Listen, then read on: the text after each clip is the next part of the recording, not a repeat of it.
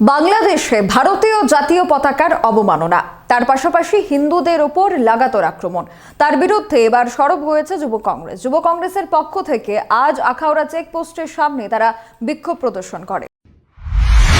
বাংলাদেশে ভারতীয় জাতীয় পতাকার অবমাননা, তার প্রতিবাদ এবং হিন্দুদের উপর আক্রমণ এবং চিন্ময় দাসকে বিনা শর্তে মুক্তিদানের আবেদন রেখে আখাউড়া চেকপোস্টের সামনে যুব কংগ্রেস বিক্ষোভ প্রদর্শন করে। তার পাশাপাশি মোহাম্মদ ইউনুস সরকারের কুশপুত্তলিকা দাহ করা হয়। এতে উপস্থিত ছিলেন প্রদেশ যুব কংগ্রেস কার্যকরী সভাপতি রাহুল সমাদ্দার, যুব নেতা মনির হোসেন, অভিক কুমার জমাতিয়া, স্বপন দাস, অভিক দে সহ অন্যান্যরা। Bureau report, social Bangla. আমরা গত 5ই আগস্ট থেকে আমরা দেখতে পাচ্ছি বাংলাদেশে হাসিনা সরকার পতনের পর মোহাম্মদ ইউনুসের নেতৃত্বে একটা সরকার প্রতিষ্ঠিত হয়েছে।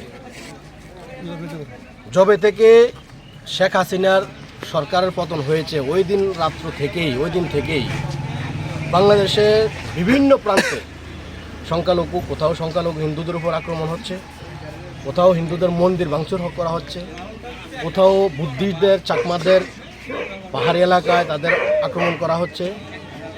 এভাবে করে সারা দেশ জুড়ে বাংলাদেশে সংখ্যালঘুদের উপর একটা দমন পীড়ন চলছে, একটা নির্যাতন চলছে।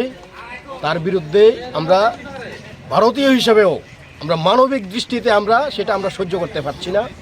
যার কারণে আজকে আমরা একটা সিদ্ধান্ত নিয়েছি যে আমরা বাংলাদেশের এই আইন কানুন, কালা আইন, এই আইনের বিরুদ্ধে আমরা রাস্তায় নেমে আমরা প্রতিবাদ করব।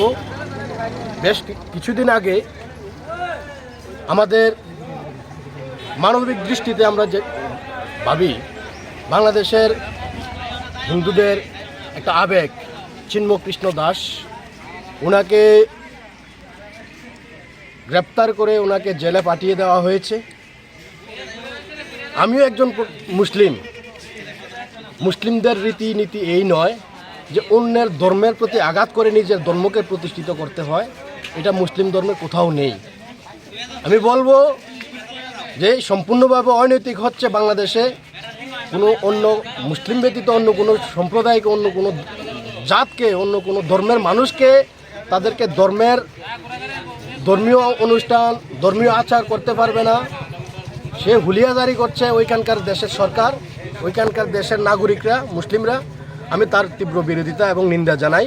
এবং চিন্ময় কৃষ্ণ দাসকে যেভাবে গ্রেপ্তার করা হয়েছে, অবিলম্বে ওনাকে যেন মুক্তি দেওয়া হয়, নিঃশর্তভাবে মুক্তি দেওয়া হয়, তার জন্য আমরা এই যুব কংগ্রেস এই আন্দোলন আমরা জারি করেছি। লক্ষ্য করেছি গত কিছুদিন পূর্বেও আমাদের ভারতবর্ষের যে জাতীয় পতাকা, 140 কোটি মানুষের যে প্রাণ, যে ভারতীয় জাতীয় পতাকাকে বাংলাদেশের নাগরিকরা অমর্যাদা করে পায়ে রেখে ওরা আমাদের দেশের জাতীয় পতাকাকে তারা অবমাননা করেছেন।